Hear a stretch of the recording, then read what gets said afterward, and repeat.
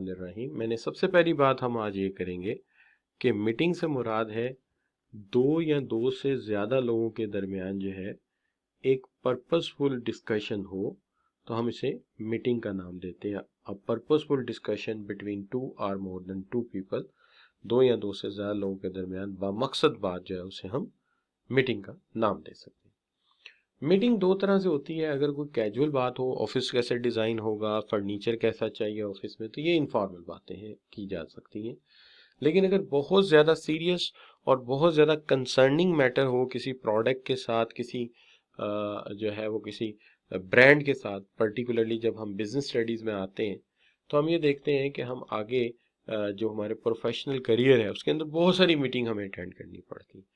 आमतौर पे ब्रांड्स की सेल क्यों कम हुई, या ब्रांड नया इंट्रोड्यूस कराना है, तो ये एक सीरियस इश्यूज होते हैं, इसको बहुत सारा फॉर्मल मीटिंग करनी पड़ती है। अब ये भी है कि एक चार्टर्ड अकाउंटेंट को ये भी देखना पड़ता है कि कई मीटिंग में जाता है तो एक अंदाज़ा हो जाए कि मीटिंग किस टाइप की है। अगर तो किसी मीटिंग में सिर्फ मालूमात का तबादला हो रहा है तो इसका मतलब ये इंफॉर्मेशनल मीटिंग है, जिसमें या तो मालूमात दे रही है सीनियर सीनियर लोग मालूमात दे रहे हैं, या हमसे कुछ पूछ रहे हैं, प्रैक्टिकली जो हम काम कर रहे हैं उसके मतलब हमसे कुछ मालूमात ली जा रही है, तो इसको हम कहेंगे ये हमारी इंफॉर्मेशन मीटिंग। लेकिन अगर हमसे कहा जाए कि फला फला जो है वो सिचुएशन पे आप हमें अपनी सजेशंस दे दें या तजावीज़ दे दें, फैसला नहीं करना, तजावीज़ दे दें सिर्फ, तो अगर आप सजेशन देने जाते हैं तो ये सजेशन मीटिंग है। लेकिन अगर किसी दिन हम सेवरल ऑफ आवर्स के लिए एक लंबी मीटिंग अटेंड करते हैं, उसके अंदर एक मसला भी डिस्कस करते हैं और उसको हम वाइंड अप नहीं कर रहे, हम ब्रेक ले लेते हैं उसमें, लेकिन हम ये कहते हैं कि इस मसले को आज हम हल करके उठेंगे, तो हम इसे प्रॉब्लम सॉल्विंग मीटिंग का नाम देंगे। तो सबसे पहली बात तो ये है कि जितनी भी बातें अभी तक हमने की, लैंग्वेज में हम इसको पढ़ते हैं, किताब में इस तरह से इसको लिखा गया है, हमारी बुक में लिखा गया है, discussion take place on certain matter. किसी सर्टन मैटर पे एक डिस्कशन जो है हम उसे मीटिंग का नाम दे सकते हैं। यानी कहते हैं a meeting is said to be gathering of two और more people where purposeful discussion. तो यही बात हमने कही कि purposeful discussion between two or more than two people, तो एक ऐसी गैदरिंग जिसमें दो या दो से ज्यादा लोग हों और जो बात हो रही हो पर्पसफुल हो, तो हम इसे मीटिंग कहेंगे। ठीक है जी। मीटिंग में कहा ही जाता है कि आमतौर पे मिनिमम दो लोग होते हैं, लेकिन लार्ज मीटिंग में 15 या इससे ज्यादा लोग भी हो सकते हैं। लेकिन मीटिंग अरेंज करने वाले को याद रहना चाहिए कि जितने लोग ज्यादा होंगे फैसले उतने डिले होंगे, चूंकि हर बंदे की राय मांगी जाएगी। लेकिन अगर ये बहुत ज्यादा टास्क ओरिएंटेड बातें हैं, यानी काम से मुतल्लिक बातें हैं, अगर ये बहुत ज्यादा जो है आगे हमने कोर्स ऑफ एक्शन डिटरमिन करना है, स्ट्रेटेजी बनानी है, हिकमत अमली बनानी है, या रिकमेंडेशंस लेनी है कि आगे क्या हिकमत अमली इख्तियार की जाए या आगे क्या स्ट्रेटेजी बनाई जाए, तो ये एक सीरियस मामला है। इस पे जो मीटिंग होगी हम उसे फॉर्मल ग्रुप मीटिंग कहेंगे, टास्क ओरिएंटेड। लेकिन अगर ये प्योरली एक सोशल इशू है कि हमारे ऑफिस का अरेंजमेंट क्या होना चाहिए, ठीक है जी, हमारे ऑफिस में फर्नीचर का अरेंजमेंट कैसे होना चाहिए, पेंट कौन सा होना चाहिए, सैर के लिए हमें कहाँ जाना चाहिए, तो ऐसी सूरत में हम कैजुअल या इनफॉर्मल मीटिंग भी कर सकते हैं। लेकिन याद रहे कि चूंकि ज्यादातर हमारा काम जो होता है वो टास्क ओरिएंटेड होता है कि हमने कैसा ब्रांड बनाना है, कैसा कलर करना है, कैसी हेडलाइट्स बनानी है गाड़ी की, कस्टमर हमारे की क्या रिक्वायरमेंट है, ये सीरियस इश्यूज होते हैं।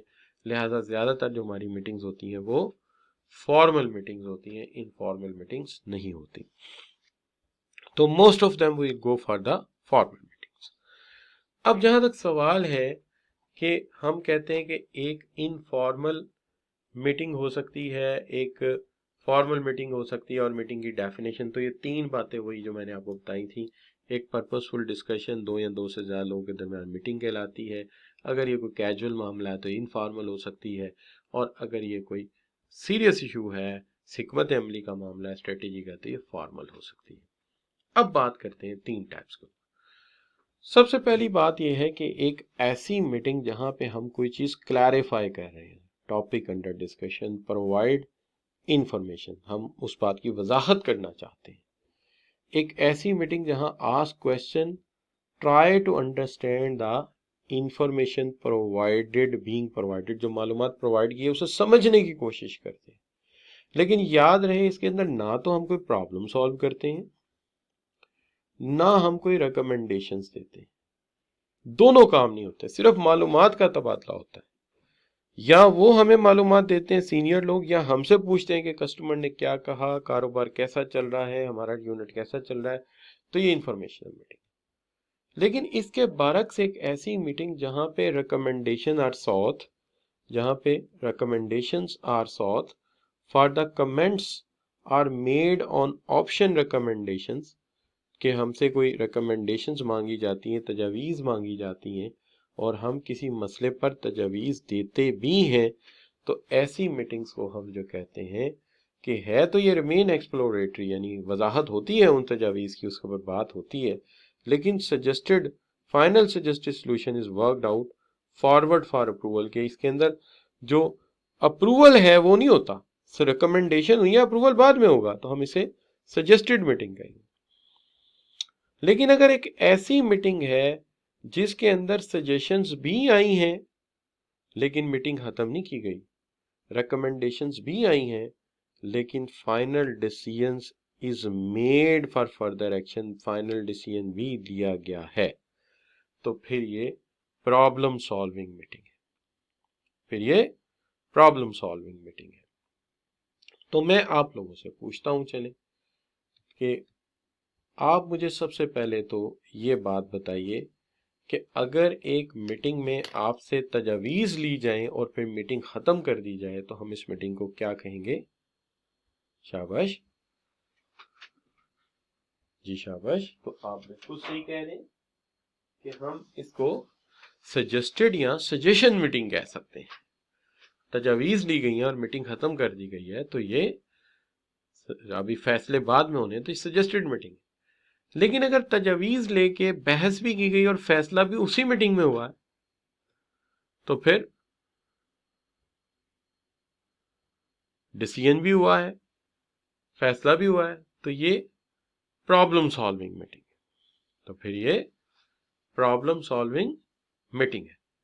लेकिन अगर एक मीटिंग में सिर्फ और सिर्फ मालूम, तो चलिए बात करते हैं, सबसे पहले बात करते हैं स्पीच या लेक्चर क्या होता है। देखिए बात यह है कि एक formal talk delivered by a speaker, एक फॉर्मल टॉक जो कि एक स्पीकर डिलीवर करता है, हम इसे लेक्चर कहते हैं या हम इसे स्पीच कहते हैं।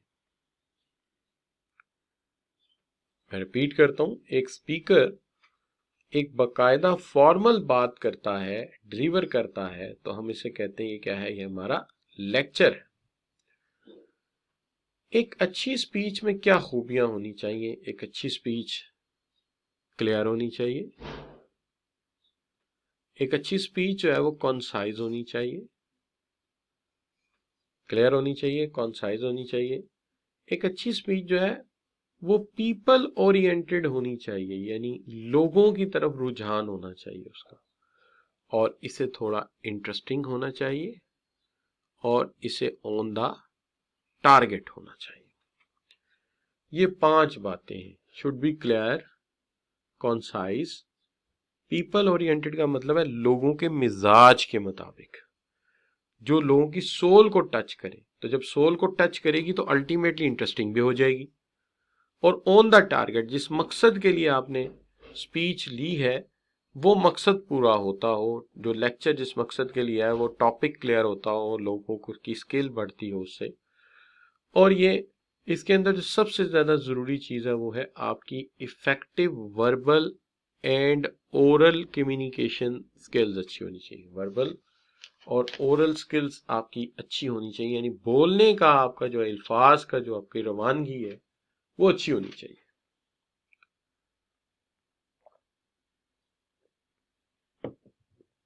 तो सबसे पहली बात, एक formal talk deliver by a speaker, एक स्पीकर फॉर्मल टॉक करता है किसी एक टॉपिक पर, ये टॉपिक क्लियर करना है उसे, यानी साफ साफ बयान करना है, कॉन्साइज जरा मुख्तसर भी रखना है, पीपल ओरिएंटेड, स्टूडेंट फोकस होना चाहिए इसके ऊपर, और ये दिलचस्प भी होना चाहिए और ऑन द टारगेट भी होना चाहिए। अब इसके अंदर जहां तक सवाल है, हमारी कोशिश ये होनी चाहिए कि हम चीजों को सिंपल रखें, कीप द थिंग सिंपल। हम जुबान वो इस्तेमाल करें जो बड़ी इफेक्टिव लैंग्वेज हो, सबको समझ आए, और इसके लिए हमारे पास कुछ एडिक्वेट एग्जांपल्स होनी चाहिए बात को समझाने के लिए, और अगर मुमकिन हो सके तो इसके अंदर ऑडियो और विजुअल एड भी हमें इस्तेमाल करनी चाहिए। जैसे आप देखते हैं कि मेरे लेक्चर में जहां मुझे कोई चीज़ नहीं समझा सकता, चूंकि मैं बोर्ड पे नहीं हूँ, तो मैं तस्वीर लगा देता हूँ, स्माइलिंग फेस ये होता है, और जनाब जो है ये आप देखिए, अगर छोटी सी बात है, अगर मैं सिर्फ ये इबारत लिखता और आपको ये माहौल ना दिखाता तो आपको अंदाजा नहीं होना था कि सर क्या बात कर रहे हैं। लेकिन जब मैंने ये माहौल दिखाया तो आपको जो है महसूस हुआ होगा कि ये बात हो रही है is about a lecture, likewise a teacher in the class and going to discuss some important things. So this is what we call the speech, presentation and lecture. So इसको हम कहते हैं जी, ये है हमारा इफेक्टिव लैंग्वेज, एडिक्वेट एग्जांपल्स हों, video visual aids इसमें दी हों। तो सबसे पहले तो हम यहीं तक बात, पर्पस का मकसद ये है कि एक लम्हे के लिए भी, एक मोमेंट के लिए भी स्पीकर को अपना मकसद भूलना नहीं चाहिए।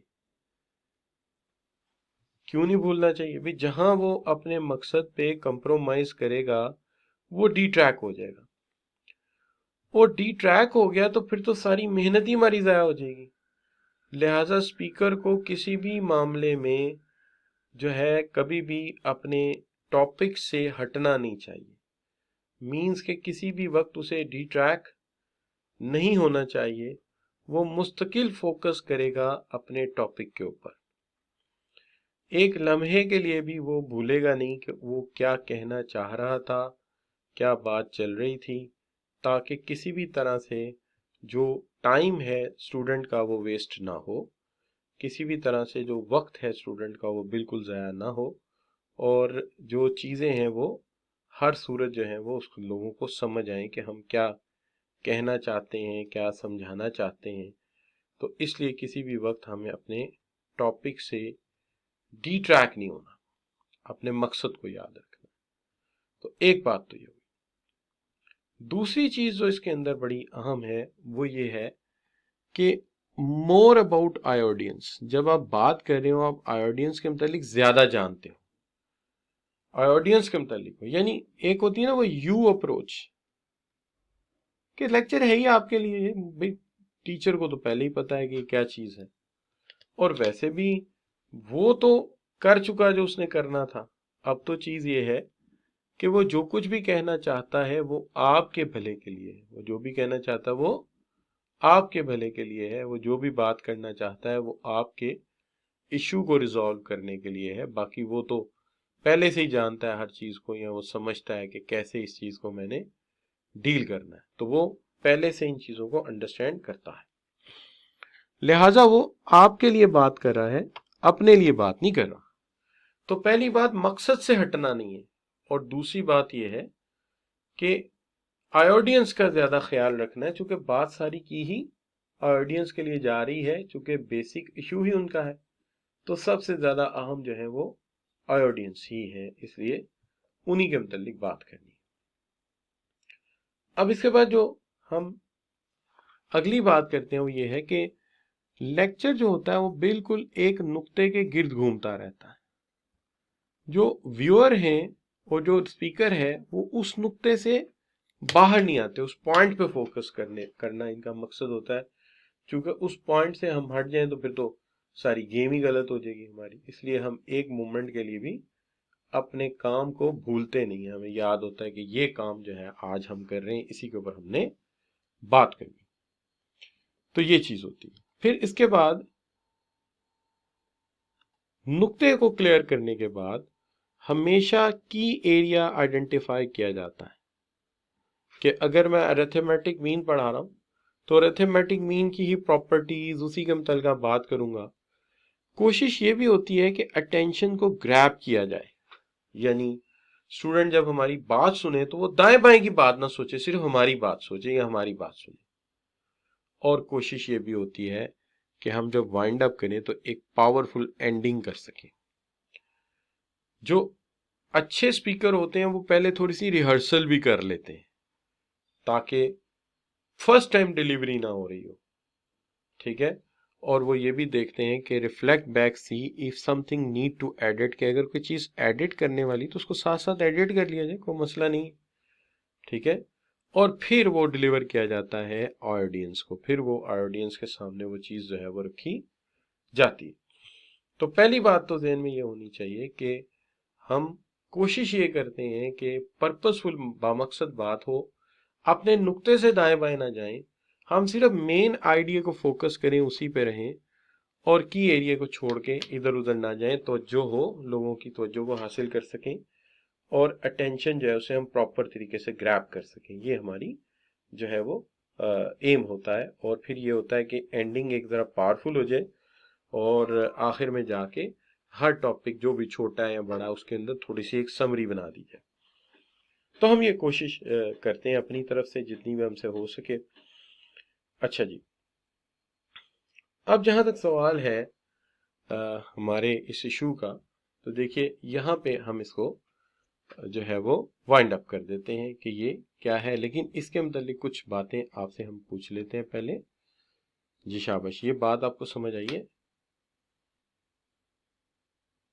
यू गॉट इट कि लेक्चर का देने का मेथड क्या है। अच्छा, अब अगर मैं आपसे कहूं कि आपको कभी लेक्चर देना पड़े तो क्या आपको ये बातें याद रहेंगी कि सर ने क्या सिखाया था लेक्चर